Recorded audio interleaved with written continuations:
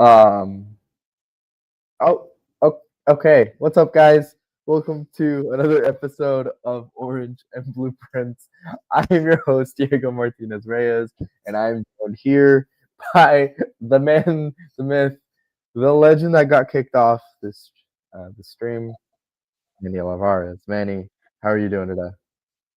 Pretty good until StreamYard wants to do its own thing. Apparently nowadays, it's like I have no idea, but it is what it is.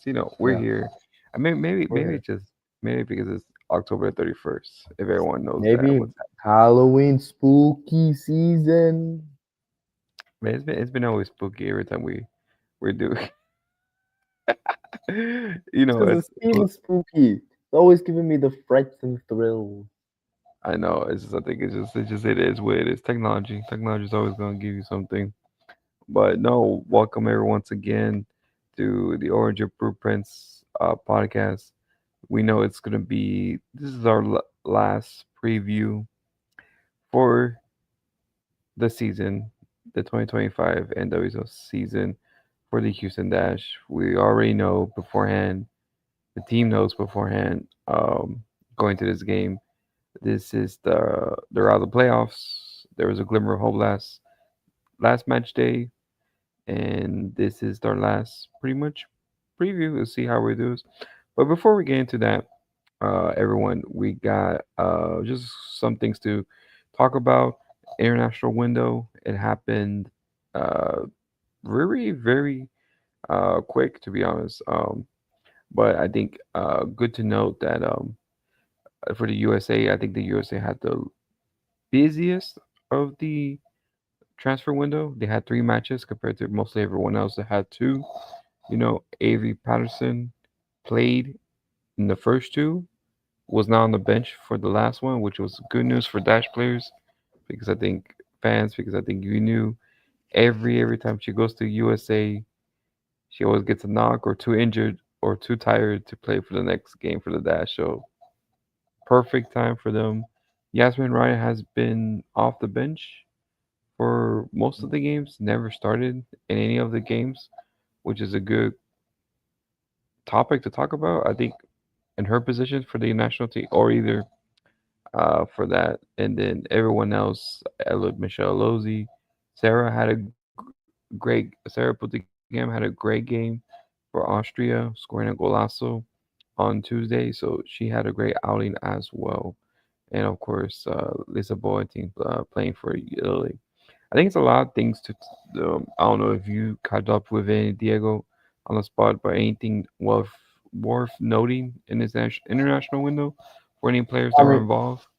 there's only one shout out that I personally have, and that's Ariel Putingan, with her golazo, with her goal for Austria. A, Yeah. a player you rarely see on the score sheet get her goal for her country during this window. I think it's great for her. I think she's displayed throughout the season kind of that leadership that you've kind of needed Hmm. with such a young team, and I think it's especially rewarding for her to get that goal, especially finishing out the season right after you get the notification that playoffs are no more. So I mean that's my highlight. You mentioned Avery coming back with almost full strength because of her recent scares, might I add, with her time at the U.S. national team when it comes to injuries or fatigue or other aspects. But I think Sarah is definitely going to be my person to know. Yeah, I think so. I think you want that from your midfielder. I think when Maggie Graham, Sophie Schmidt, uh, are the players that come with clutch goals with a dash and they're out injured for the rest of the season, those are the Sarah you want something for the midfielder to score goals, and you're excited to see that with Sarah put together. Seeing that goal. I think it's just a boost of confidence going to this match, last match. You want your a player to be hot. You know, going to the decisive game. Well, not decisive. What more decisive for Portland, but Houston do the upset. I think for me, the one I know was I think for me is Yasmin Ryan. Okay. Reason why, reason why. Not saying her position is in doubt for the U.S. I think if it comes to the World Cup next year, she'll probably be called up. But I think it's real interesting that she hasn't started. And the three matchups, the two against Portugal and this past one with New Zealand, is really, very interesting. I thought for sure she might start with New Zealand, given that she hasn't started for the two Portugal games, but she wasn't still. So I think that's a good, interesting to watch if you're a US or Dash fan because Mm. you see her in and out, w- starting every game for the Houston Dash, but and maybe not being productive. I think she would have liked scoring goals or doing one or double digits. Maybe not have double digit season as an assist or goals, but she's still performing. She's still hustling for the team, and so it's very interesting that maybe uh, right now Yasmin Ryan is in favor with this triple espresso or out. It's been have been long ago when no one seemed to see like who will replace Sophia Wilson, Mallory Swanson, and Trinity Rahman. But now they're out of the picture at the moment, and you think Yasmin Ryan will take up that place, but it hasn't been. So really interesting. I think my question to you, uh, Diego, you think 2027? I know it seems too far, given what we see for the U.S. You think at this point of time is Avery Patterson a lockdown in a starting position in the World Cup for the U.S. in 2027? Just right now, I know it's too early. I mean, I think that's an easy question. I would say yes. I think considering the fact that year two and she's already such a skilled player, I think we're only going to see her really get better. I think all of the downsides that we've seen when it comes to like injuries and things like that, I think that's certainly something that shouldn't really be worried about. So yeah, I think my easy answer is yes. Yeah, I think so. I think so. I think at this point in time, barring no injuries, of course, but I think she is the number one left back for the U.S., which is interesting because if you thought anyone 2 years ago, I think no one had every nowhere close in the picture. I think if you were thinking of for the next World Cup, you would see Giselle Thompson. That was like the number one name that everyone was rumoring. Giselle on the left and Emily Fox on the right, and that was it. But and you wrote maybe uh, people were saying maybe Jenna, I forgot her name already. Jenna, the left back for Arsenal, that was in Gotham, it went to Arsenal. Uh, Jenna Heisberger, I forgot. Like that's how bad she is. Jenna Like Neiswanger. nice one, yes, yes. And I think she had a couple good looks as left back as well. Hmm. So, so now this last game with New Zealand, they had Sam Meza in left back just to see how she play in that position. And so that doesn't mean that Avery's, 'cause it's more competition, of course.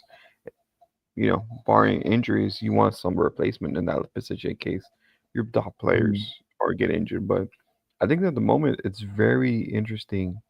You know, I think if you look at the scripture that one of your dash players, Avery Patterson, is a locked in starting position for one of the biggest national teams in the world in the women's soccer. So it's really good. Good praise. I think that's something for me to I think appreciate a little player that we have Avery Patterson, maybe not take it for granted. I think no one has, but I think when you see that achievements that she's going through, you kind of want to appreciate it as you go in her and see her continue to develop in her career as a professional soccer player. But that was pretty much it for in regards of international duties. It's not really been very, very much on that. But before we go to the preview, news came up this week. Houston Dynamo FC owner, major owner Ted Siegel, who also was at the Houston Dash, just to clarify that as well. announced that he will invest significant fan experiences to upgrades to Shell Energy Stadium, and he was highlighting three aspects of it. He expect that you know prior to this he has made 30 million of improvements to Shell Energy Stadium in 2021. The new seating, the East Club, and everything. I think everyone appreciated that, and so he doubled down on it and continued the emphasis on and off the pitch. Up raising the standard for fans. So the first one, of course, frictionless entry through L technology. I think many people, especially on giveaways, uh, complain that entering the stadium has sometimes be a hassle and reducing wait time. So we'll see on this avenue how he and they will do on this. They're hauling the sound system. I think sometimes, I think especially Dynamo games, they use a lot more music, and it's feel like it's the bass goes out, and so this is a good uh, upgrade. It says that the venue hasn't had an upgrade since if the stadium was first made, so it's really interesting to see on that end. And Mm. then and then lastly, I think most importantly, if you go to the stadium and maybe the schedule hasn't changed, like they say, from the spring to falls uh, timeline that we have right now, increase airflow and seating in the seating bowl. So huge overhead fans will be added on the top sections, and also expansion fan system on the east and west upper concourse to increase airflow and temperature control for these fans as well. So, and trying to address one of the freaking pieces of fan feedback during the heat time. So Mhm. there's a few things that came up for this. It's really interesting. But Diego, I just wanted to get to know your thoughts about these upgrades to the stadium. I mean, it's great. I think it just shows investment. I think it's a great thing because I know time and time again we want to see the owners, um, we want to see the owners invest in players because that's really the most Hollywood esque sign of investment. But I think these are great things to really show how much you care and want to invest in a culture of soccer. Because I mean, you're never going to attract fans if the fans don't have a good time at the game. And part of that, yes, it's seeing the game and seeing a good game, but partially it's the fan experience, it's the stadium, it's everything that goes around outside of the soccer pitch. And so I think it's good. A little late, but I'm just glad that it's happening.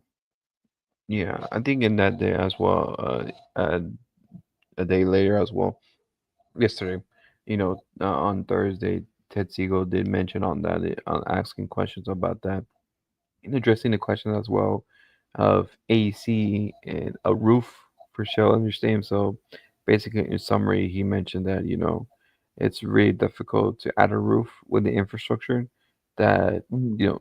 Shell was built up. You have to remove a lot of pieces in the stadium and kind of ruin the design that Isaiah has. So that was pretty much it.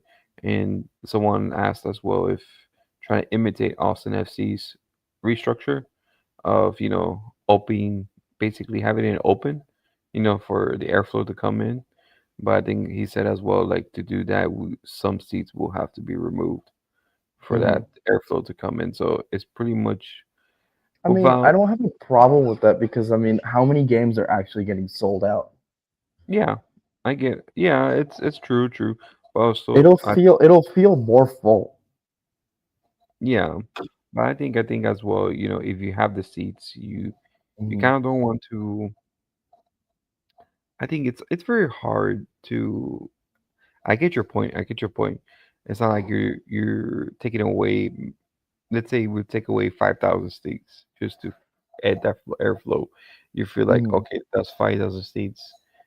Typically, don't get full on a day to day, especially on a dash game. If we're talking about but especially if you're talking about Dynamo, they're not full. We're not sold out every game. It's like Hmm. it's not like you're taking away someone's seat per se, but I kind of get his idea as well. You want to maintain and you want to increase the fan experience, but not get rid of per se the seats that you might sell. I get that way. You don't want to take away, basically adding this new airflow and everything, and take away money at the same time. Because Hmm. essentially you are taking away 5,000 people away from staying, 5,000 revenue that could come in as well. But I get it. It's hard. It's at the end of the day, it's pros and cons and everything. I think I think we'll see how this upgrade goes and see how the airflow goes. Hmm. I think especially when the May, June, July, September months hit and see like, okay, uh, we see a difference or we feel a difference, but it's very hard when it's Houston because when it's hot, it's hot. No matter Hmm. how much fans or airflow comes through, it's hot if you don't have AC. So, but we'll see. Hmm. Maybe it makes it more tolerable during the summer months and see how it goes. But I think it's good updates. I think the only upgrade I want to see again is to replace the chairs again because Again, that's the one again. thing that like the Dynamo were proud, or the Dynamo and Dash were proud of. Yeah, but have you seen the color of them? They're like faded away. They're like Yeah, pink I now. know. They're like I know. pink. So it's like now it's gonna have except where the 200 section, the color's still intact, but the lower bowl, yeah, that color's gone. Yeah, but I was like, you know what? I'm not gonna say anything. I'm not gonna do anything, but it is what it is. But I think it's good. It's good. But also, Uh, we'll see how it goes. I think with the upgrades in stadium, next year, it's going to be a busy schedule because we have, not just only the Dynamo and Dash using the stadium. Now we have the Houston Gamblers, the other football Hmm. team, and see. So we'll see if that helps a lot as well. To be to bring in more revenue for the stadium and see if future more upgrades could come in. Not saying that this new football team is gonna, sell out the Ah, stadium, but still, oh my gosh. All of the people that are texting me right now need to go to Dynamo games. I can tell you that for sure. yeah, I don't yeah, know if you can hear the billions of notifications. yeah, Um, of so much, so much. But we'll see, we'll see. It's gonna be interesting. It's gonna be interesting. We'll see how it goes. We'll see how how these will do, and I think just I just want everyone to come and enjoy Challenger Stand.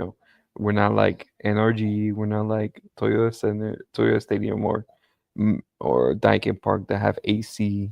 You know, but if more people come in and enjoy the atmosphere, I think more people will stay. So especially during dash games, I think dash games have a really good environment. Just I wish we have more of people come in, but it is what it is. We're just trying to see how it goes. But now, come for the main course. The main reason why we're here is to preview the last game for Houston Dash away against Portland. Portland already secured playoffs, but what they haven't secured is basically home advantage. They're mhm. sitting right now in sixth place. Uh, when a win, they can literally jump up to, I think, if I'm not mistaken, to uh, I gotta look at it real quick. Uh, basically, they can jump up into fourth place, with literally just a win in Seattle and San Diego losing. So basically, if the Portland wins against the Dash, they will secure fourth place and have home advantage for the playoffs. Even up to third place actually at this point as well if Orlando loses as well. So it's very very much in Portland's hands to get that win and hope everyone so that they can, it's very important to have home advantage in the playoffs. I think, just knock out games, and also, of course, the final is going to be at the Bay Area Bay FC Stadium, so it's pretty much trying to ride home advantage until the final. But it's Portland. Portland looks pretty much uh, a somewhat okay team. I think it's good to know that Portland has win the games they need to win, but sometimes drop the ball when it comes to teams like around their area. They have lost like recently against Gotham, and they lost recently against Orlando Pride. So, and it's pretty much topsy worthy when it comes to them. But you, Diego, any thoughts against this Portland team that you should keep in mind of? I mean, Portland's going to be dangerous. Portland's going to be resilient. We've kind of struggled against teams that are more vertical, that are more a little more dynamic. This team is kind of the opposite, where they kind of play a little rigid. They play Hmm. they play a little kind of like a little bit like a team you'd see in the '90s, where it's like rigid, very possession oriented, and very technical. They don't necessarily look for the prettier goals. They look for the just the dirtier and the kind of like the just get it done type of goals. And I think it's going to be a game about resiliency. It's going to be a game about grit and a hustle. And I think this is something that the Dash really excel in. And I think yeah, Portland's going to be going into this with a lot of motivation because obviously, I mean, they want that home field advantage. But it's like I don't know, the Dash seem to love to play away this season, and I don't necessarily see that stopping anytime soon. I feel pretty confident that the Dash can pull out a result. I think Portland a couple years back, you I would have said, wow, that's the toughest matchup in the league, especially away. Now you're kind of seeing that tail end of that kind of like era when it comes to that Thorns team of the past, and I think it's especially important to consider, even if that's the case, they're still such a dangerous team. They're still such like they could still strike honestly whenever, and I think that's the true danger. Yeah, I think is very, very. I think you hit on the head on that. I think what comes into mind is that when Portland is rally up if on form, uh, their midfielder can be the best in the league. You have Sam Coffey, who is to be honest, a player that anyone would like to have, a defensive holding midfielder that basically do anything on the pitch, can command the line, can command defense, and can put a tackle on anyone. Of course, you have Jesse Fleming. She had a good start at Chelsea, came here, maybe had our hard first year in the Hmm. NWSL, but she has come to form. She has come, maybe not as she was in Chelsea, but she still has been productive in Portland. And I think the star that you see growing now is Olivia Hmm. Moultrie. I think she Mm. has been, I think, a player under the radar just because she's been in the league for almost 3 years now. But now I think this year you see her development as a player with Portland and with the national team. She just came out of a brace this past game as well against Portugal. So it's very much someone to keep an eye on.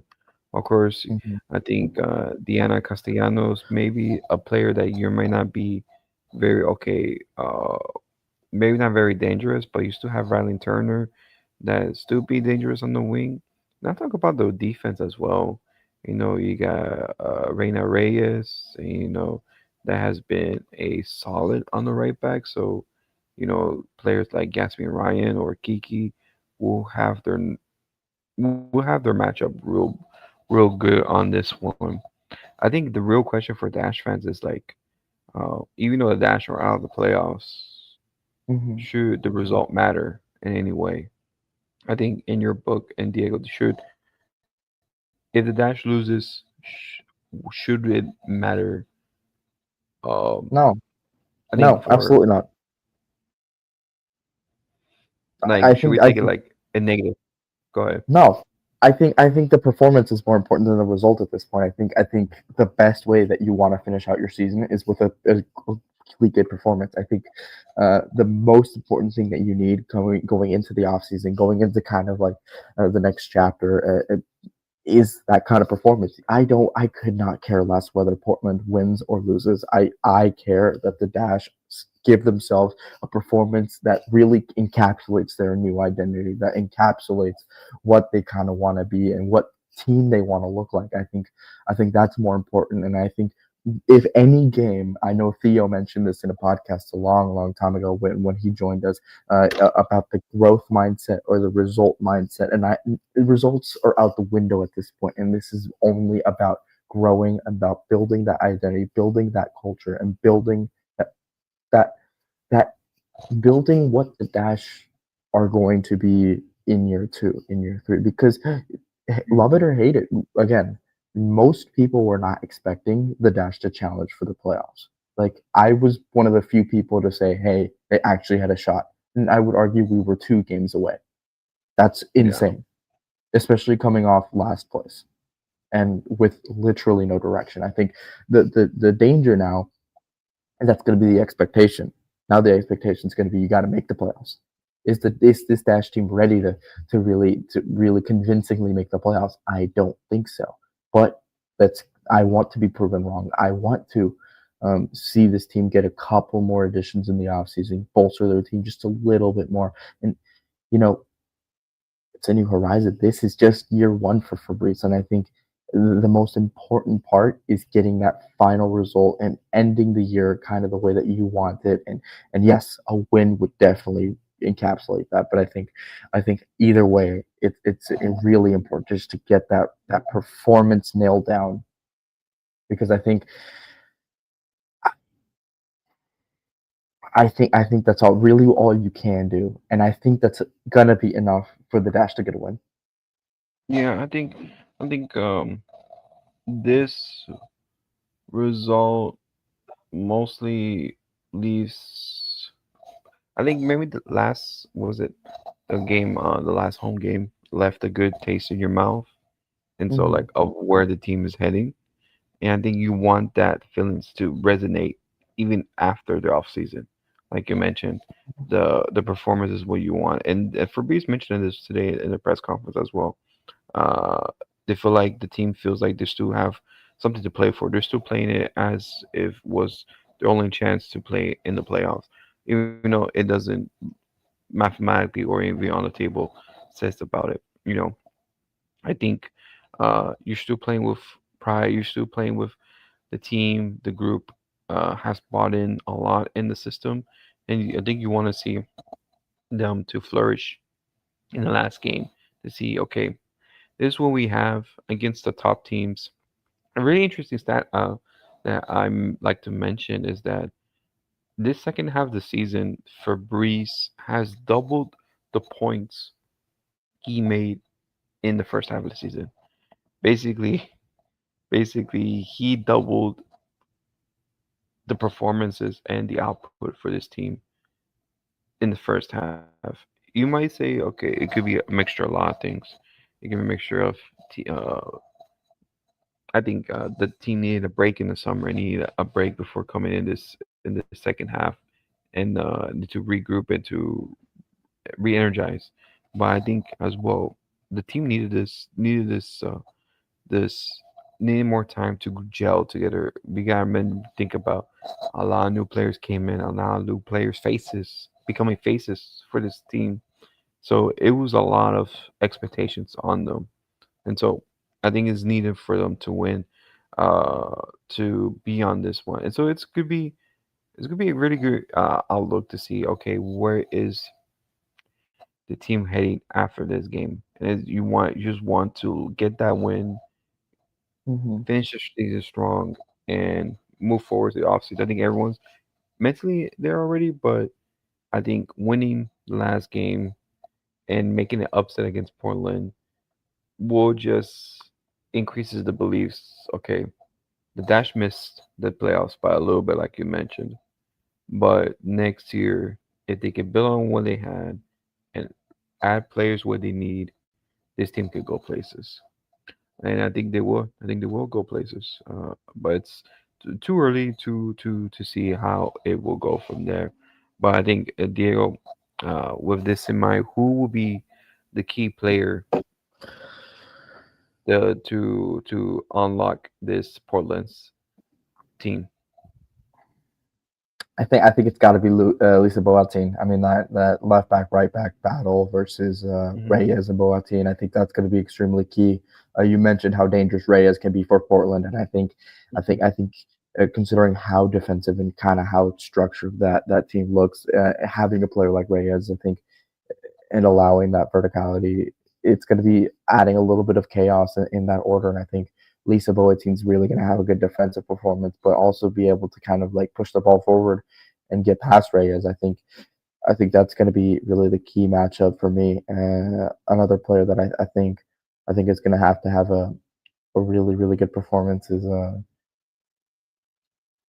Yasmin Ryan. I mean, Yaz or anybody who we place as the number nine, we need goals. We need goals. This is a Portland team that's not going to give you 15, 16, 17 chances, not even 9, 10.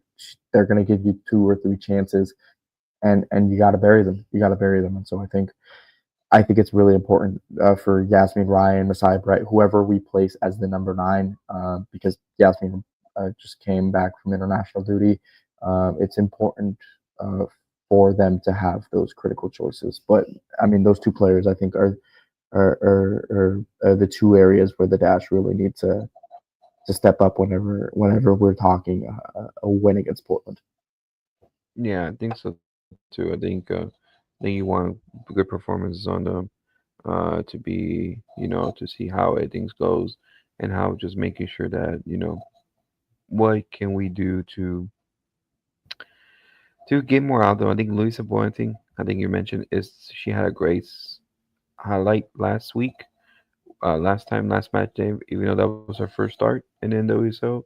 So it was really good performance for her. Hopefully, she had enough rest to come back to start as well this final game. And Jasmine Ryan, your marquee signing to finish the year on a high. I think you want that as a Dash fan. You want that to see, okay, these two players are here for the future, and these two players are gonna do their best for this team for next season, and hopefully in the future as well. So with that in mind, Diego, now the toughest question, the predictions. No, it's the last After one. all, It's the last one. It's after after after all that. all that positivity, what is the prediction? He's like Diego, hit 3-0 loss One to the Dash. zero, 1-0 Houston Dash win. I'm thinking the opposite. I'm thinking it's gonna be a high scoring game. I think it's gonna be 3-2 or something. Okay, okay. I see where Really? your head's at because when it comes to these kinds of games where it's like grit effort, the defense kind of tends to fall apart. But I think this is not a game that the Thorns are gonna easily let slip away, and I think this is gonna be like a chess match sorts. I thi- I feel it goes it both ways. I believe like it's gonna be either a not 1-0 game, or even a 0-0 draw, or it could be open the floodgates, and it's gonna be Hmm. just balls just going down the pitch and Hmm. everything. But I'm thinking more into 3-2 Dash win, but that's Okay. pretty. That's when I think, just because Clarissa Larissi hat trick.